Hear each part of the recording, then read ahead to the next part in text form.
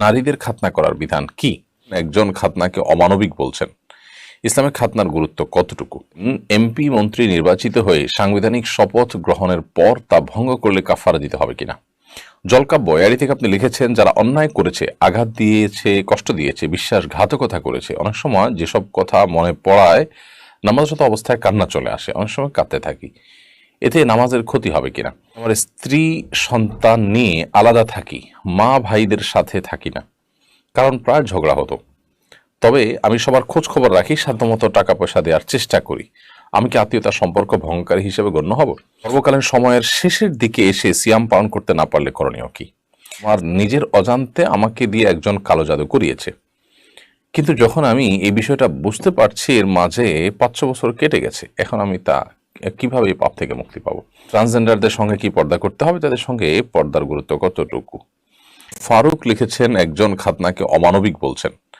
ইসলামে খাতনার গুরুত্ব কতটুকু? ইসলামে খাতনার গুরুত্ব অপরিসীম।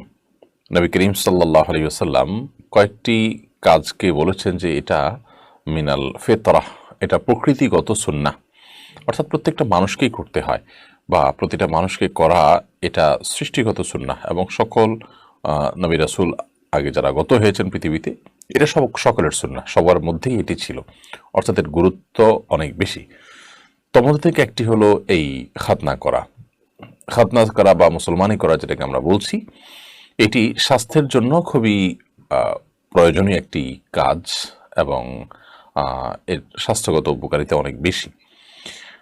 বিশেষ করে আপনার লিঙ্গের অগ্রভাগে চামড়ার ভাঁজে পেশাব ইত্যাদি লেগে থাকা, এবং সেখান থেকে নানা রোগবালাই হওয়া, এবং নানাবিধ সমস্যার থেকে উত্তরণের জন্য, মুক্তি লাভের জন্য খাতনার কোনো বিকল্প নেই। এই জন্য সকল যুগে, সকল নবী রাসূলদের সময়ে এই খাতনার এই সুন্নাহটি প্রচলিত ছিল। বহু সুন্নাহ আছে বিভিন্ন নবী রাসূলদের সময় প্রচলিত ছিল, অন্য নবী রাসূলদের জন্য সেটি প্রযোজ্য নয়, বা তারা উম্মতের জন্য সেটি প্রযোজ্য নয়। কিন্তু খাতনা এমন একটি সুন্নাহ যে সুন্নাহটা সকলের জন্য প্রযোজ্য। অতএব এটাকে অমানবিক বলা একেবারেই ভুল কথা এবং সঠিক কোনো বিষয় নয়। খাতনা এটা করতে গিয়ে যদি কোনো দুর্ঘটনা ঘটে, তাহলে সেক্ষেত্রে তার পদ্ধতিগত ত্রুটির সমালোচনা করা উচিত, খাতনার সমালোচনা করা উচিত নয়। বিশেষ করে অভিজ্ঞতার কথা বলছি যে মিডল ইস্টে আমার একটা বাচ্চা হয়েছে, এবং সে তার খাতনা হয়েছে জন্মের 7ম পায়নি। অত্যন্ত সহজে খাতনা হয়ে যায়, এবং বাচ্চা অনেক সময় কাঁদেও না, এত তার জন্য কিছুটা কষ্টের। তবে সেই কষ্ট লাঘব করার জন্য বহু উপায় আছে, জীবন হুমকির মধ্যে পড়তে পারে। এগুলো তো ইথিক্যাল বিষয়, এবং এ বিষয়ে সংশ্লিষ্টরা ভালো বলতে পারবেন, এবং তাদের পরামর্শ এবং গাইডলাইন অনুযায়ী এই কাজগুলো করা উচিত। তবে খাতনাকে অমানবিক বলার কোনো কারণ নেই বা এর কোনো যৌক্তিকতা নেই। মাজহারুল ইসলাম লিখেছেন, এমপি মন্ত্রী নির্বাচিত হয়ে সাংবিধানিক শপথ গ্রহণের পর তা ভঙ্গ করলে কাফারা দিতে হবে কিনা? দেখুন, এমপি মন্ত্রী নির্বাচিত হওয়ার পর যে শপথ গ্রহণের প্রথা প্রচলন আমাদের সমাজে আছে, এখানে আল্লাহর নাম নিয়ে শপথ করছি এরকম কোনো কথা বলা হয় বলে আমার জানা নেই। আল্লাহর নাম নিয়ে শপথ যদি না করা হয়, তাহলে সেক্ষেত্রে কোনো কিছু ছুঁয়ে শপথ করা হলো, সেই শপথে আল্লাহর নাম নিয়ে শপথ করা হয় না, এরকম যদি হয়, তাহলে সেটি শরিয়ার দৃষ্টিকোণ থেকে আসলে শপথই না। যার কারণে সেটি ভঙ্গ হলে শরিয়ার দৃষ্টিকোণ থেকে ইসলামের বিধানের আলোকে কাফারাও প্রযোজ্য হবে না। তবে এটা ঠিক যে কোনো কাজ করব এই মর্মে আমি সংকল্প করলাম, এমন মর্মে আমি প্রতিজ্ঞা করলাম, কথা দিলাম, ওয়াদা করলাম, এরপর সেটা লঙ্ঘন করলাম, সেটা তো অত্যন্ত জঘন্য অপরাধ। অর্থাৎ এখানে সংকল্পর কথা প্রকাশ করা হয় যে আল্লাহর শপথ করে বলছি আমি এটা করব, অন্যের অধিকার সংশ্লিষ্ট যে আমি অন্যকে কথা দিলাম যে আমি এটা করব বা এটা করব না। তো এই ওয়াদা খেলাফ এটা খারাপ কাজ।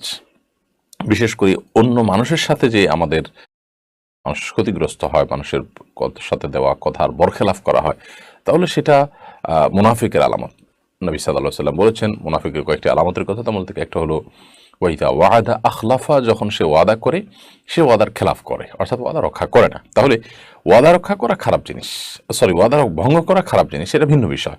বাট আপনার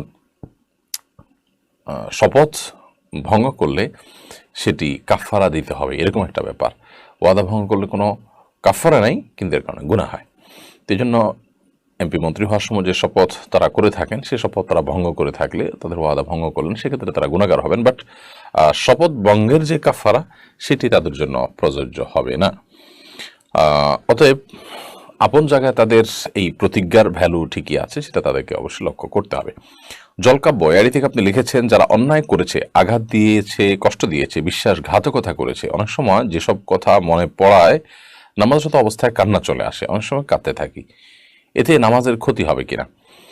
দেখুন, নামাজের মধ্যে কান্না হবে শুধুমাত্র আল্লাহর ভয়ে, জাহান্নামের ভয়ে, আল্লাহর ভালোবাসায়।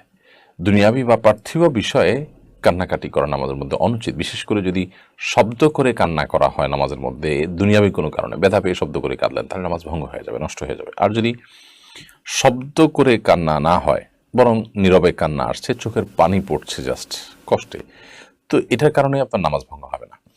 কেউ কষ্ট করেছে, কেউ কষ্ট দিয়েছে, বিশ্বাসঘাতকতা করেছে, আঘাত দিয়েছে, সেজন্য আপনার নামাজে কান্না এসে গেল, আপনি আল্লাহ তাআলার কাছে একরকম মাজলুমের যে নিবেদন, মাজলুমের যে উপস্থাপন, সেই জায়গা থেকে কাটছেন, দোয়ার অংশ হিসেবে কাটছেন। যদিও আপনি মুখের তেলাওয়াত বা জিকির যাই করছেন, কোনো কারণ নাই।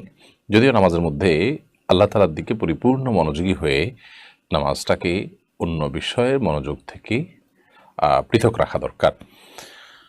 ওমর ফারুক আপনি লিখেছেন, আমি আমার স্ত্রী সন্তান নিয়ে আলাদা থাকি, মা ভাইদের সাথে থাকি না, কারণ প্রায় ঝগড়া হতো। তবে আমি সবার খোঁজ খবর রাখি, সাধ্যমতো টাকা পয়সা দেওয়ার চেষ্টা করি। আমি কি আত্মীয়তার সম্পর্ক ভঙ্গকারী হিসেবে গণ্য হব? দেখুন, স্ত্রীকে ভাই বোন এবং মা বাপের সাথে রাখলে আত্মীয়তার সম্পর্ক রক্ষাকারী, আর না রাখলে সম্পর্ক ছিন্ন করে, ব্যাপারটা এত সহজ নয়। কোনো যৌক্তিক কারণে মা বাবা ভাই বোনের সাথে স্ত্রী নাও থাকতে পারেন, হতে পারে সেটা নিজের চরিত্রের হেফাজতের জন্য কর্মস্থল দূরে থাকার কারণে নিজের কাছে স্ত্রীকে রাখা, অথবা তাদের সাথে একসাথে থাকতে গেলে আপনি যেমনটি বললেন ঝগড়া বিবাদ হয়, কিংবা পর্দা রক্ষা করা কঠিন হয়, এসব কারণে যদি আলাদা রাখা হয়, তাহলে সেক্ষেত্রে এর কারণে আপনি আপনার আত্মীয় স্বজনের সাথে সম্পর্ক ছিন্ন করছেন, ব্যাপারটা সেরকম নয়। আত্মীয়র সাথে সম্পর্ক রক্ষা করা, ছিন্ন করার সাথে স্ত্রী তাদের সাথে থাকা না থাকার সম্পর্ক নেই, বরং এর সম্পর্ক এলো যে আপনি যোগাযোগ তাদের সাথে রক্ষা করছেন কিনা, এর সম্পর্ক হলো আপনি তাদের সাথে আসা যাওয়া ঠিক রেখেছেন কিনা, খোঁজ খবর নিচ্ছেন কিনা। যদি খোঁজ খবর নেন, আসা যাওয়া ঠিক মতো রাখেন, এবং তাদের প্রতি আপনার যে কর্তব্য আছে সেই কর্তব্যগুলো আপনি ঠিকমতো আদায় করে যাচ্ছেন, তাহলে ইনশাআল্লাহ আপনি আত্মীয়তার সম্পর্ক রক্ষাকারীদের মধ্যে কাতারে থাকছেন। তবে আপনার স্ত্রী সেই ঘরের বউ হিসাবে তার উচিত শ্বশুর শাশুড়ি এবং আপনার ভাই বোন, তাদের সাথে শরিয়ার নীতিমালা মেনে তাদের সাথে সুসম্পর্ক বজায় রাখা যতটুকু সম্ভব হয়, কিন্তু এর জন্য একসাথে থাকতে হবে, ব্যাপারটা সেরকম না। সাকিব হাসান আপনি লিখেছেন, গর্ভকালীন সময়ের শেষের দিকে এসে সিয়াম পালন করতে না পারলে করণীয় কি? সিয়াম পালন করতে না পারার ব্যাখ্যাটা কি? যদি এমন হয় যে গর্ভকালীন সময়ে এমন একটা পরিস্থিতিতে আপনি এসে পৌঁছেছেন যে সিয়াম পালন করতে গেলে গর্ভস্থ সন্তান ক্ষতিগ্রস্ত হতে পারে, কিংবা আপনি না খেয়ে কোনোভাবেই টিকতে পারেন না, অনেকে আছেন যে অনবরত বমি করতে থাকেন, এরকম কোনো অসুবিধা যদি হয় যে আপনি সিয়াম পালন করার কোনো সক্ষমতা আপনার নেই, তাহলে তো ভিন্ন কথা, আপনি অসুস্থতার কারণে সিয়াম রাখবেন না। এই সিয়ামগুলো পরবর্তীতে আপনাকে রেখে দিতে হবে। কোরআন কারীমে আল্লাহ তাআলা বলেছেন, ফামান কানা মিনকুম মারিদান আও আলা সাফারিন ফাইদ্দাতুম মিন আইয়ামিন উখরা, তোমাদের মধ্যে যারা অসুস্থ থাকবে, জাস্ট গর্ভের সময় রোজা রাখলে বাচ্চার ক্ষতি হতে পারে এবং ভ্যালিড কোনো আশঙ্কা এটা না। হিমু প্রামাণিক এআইডি থেকে আপনি লিখেছেন, আমার নিজের অজান্তে আমাকে দিয়ে একজন কালো জাদু করিয়েছে, কিন্তু যখন আমি এই বিষয়টা বুঝতে পারছি এর মাঝে 500 বছর কেটে গেছে, এখন আমি কিভাবে এই পাপ থেকে মুক্তি পাবো? প্রথমত আপনি এই জাদু কাটাবার চেষ্টা করবেন। কোনো জিনিসে যদি জাদু করা হয়ে থাকে, সেই জিনিসটা নষ্ট করে ফেলবেন, উত্তোলন করে। অন্য কারোর মাধ্যমে করানো হলে তাকে ধরে হলেও সেই জাদু কিভাবে করা হয়েছে, সেটা কিভাবে নষ্ট করা যায়, সেই চেষ্টা আপনাকে করতে হবে। এটা নষ্ট করতে গিয়ে যেন আবার জাদুর আশ্রয় নেওয়া না হয়, সেটি খেয়াল রাখতে হবে। অনেক সময় দেখা যায় যে বিভিন্ন পাওয়ার মতো অপরাধ, এটা করার, মানুষকে হত্যা করার জন্য উত্তম অপরাধ আপনার দ্বারা সংগঠন না হয়। ইনশাআল্লাহ বিদিনিল্লাহ আল্লাহ তাআলা আশা করা যে আপনাকে মাফ করবেন। ফরিদা আলম আপনি লিখেছেন, ট্রান্সজেন্ডারদের সঙ্গে কি পর্দা করতে হবে, তাদের সঙ্গে পর্দার গুরুত্ব কতটুকু? দেখুন, আমরা এই শব্দটির পাশে লিখতে পারি যে সমকামী পড়বেন, কারণ তৃতীয় লিঙ্গের মানুষ যারা, যাদেরকে হিজড়া বলা হয়, তারা এই মানুষগুলো যারা সমকামিতাকে সমাজে প্রতিষ্ঠিত করবার জন্য নানান ছল ছাত্রের আশ্রয় নিচ্ছেন, তারা বলেন যে হিজড়া এই শব্দটা এক ধরনের গালি, সেজন্য মূলত ট্রান্সজেন্ডার বলি আমরা। ট্রান্সজেন্ডার তো আসলে একজন মানুষ রূপান্তরিত নারী বা রূপান্তরিত পুরুষের ইংরেজি। তো রূপান্তরিত নারী পুরুষ আর হিজড়া বা তৃতীয় লিঙ্গ তো এক জিনিস না। হিজড়া তৃতীয় লিঙ্গ তো জন্মগত, নারী নারী হয়ে পুরুষ ঘোষণা করছেন, এরকম ঘোষণা দেন। তো এটা দিয়ে তিনি মূলত কোন নারীর সাথে শারীরিক সম্পর্কে লিপ্ত হওয়ার চেষ্টা করেন, এটাই সমকামিতা। এটাকে অত্যন্ত সূক্ষ্মভাবে আমাদের সমাজে গেলানো হচ্ছে, পৃথিবীর অনেক হয়েছে এই ইস্যুতে। কারণ এর কারণে সমাজে অস্থিরতা তৈরি হয়, সে দরকার। তো হিজড়া যারা, তাদের অধিকার, তাদের বিধিবিধান একেবারেই পরিষ্কার। তাদের মধ্যে যারা মেয়েদের সাথে যাদের সাদৃশ্য বেশি থাকবে, তারা মেয়ে হিসেবে বিবেচিত হবে এবং ছেলেরা তাদের সাথে পর্দা করবে। আর যদি ছেলেদের দিকটা কাঠামোটা তাদের শরীরে বেশি থাকে, তাহলে ছেলে হিসাবে তাদের বিবেচনা করা হবে এবং তারা তাদের সাথে মেয়েরা পর্দা করবে, যেহেতু ছেলে হওয়ার দিকটা যদি তার মধ্যে বেশি। বাট যারা রূপান্তরিত নারী পুরুষ, অর্থাৎ আসলে সে পুরুষ, এখন নিজেকে সে নারী ঘোষণা দিচ্ছে, রূপান্তরিত নারী হয়েছে, এরকম যদি হয়, তাহলে সেক্ষেত্রে তাদের দেখতে যদি নারীর মতো হয়, নারীর অবয়ব চলে আসে। এবং আপনি লিখেছেন নারীদের খাতনা করার বিধান কি? দেখুন, নারীদেরও প্রয়োজন হলে খাতনার বিধান রয়েছে ইসলামে। এটা আসলে চলে আসে এবং পুরুষ তার দিকে দৃষ্টিপাত করলে তার ফিতনায় পতিত হওয়ার আশঙ্কা থাকে, তাহলে তার সঙ্গে পর্দা করা উচিত। এবি হামেদ লাবিব আপনি লিখেছেন নারীদের খাতনা করার বিধান কি? দেখুন, নারীদেরও প্রয়োজন হলে খাতনার বিধান রয়েছে ইসলামে। এটা আসলে এক এক এলাকার নারীদের শারীরিক কাঠামো এক এক রকম, তার উপর নির্ভর করে। মিডল ইস্টের কোনো কোনো অঞ্চলের মেয়েদের খাতনা করা ছাড়া কোনো বিকল্প পথ খোলা নেই, যার কারণে তারা খাতনা করে এবং চর্বি জমে যায়, নানান রকমের অসুবিধা থাকে, যেগুলো থেকে খাতনা করার প্রয়োজন হয়। কিন্তু অনেক অঞ্চলে, আমাদের সহ পৃথিবীর অনেক অঞ্চলে এটার প্রয়োজন হয় না, বিধায় এটি তাদের জন্য প্রযোজ্য নয়।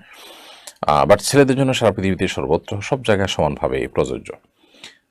জায়ান আহমেদ আপনি লিখেছেন মহিলাদের জন্য হাজরা আসওয়াদ চুম্বন করতে যাওয়া কি পর্দার খেলাফ হিসেবে গণ্য হবে?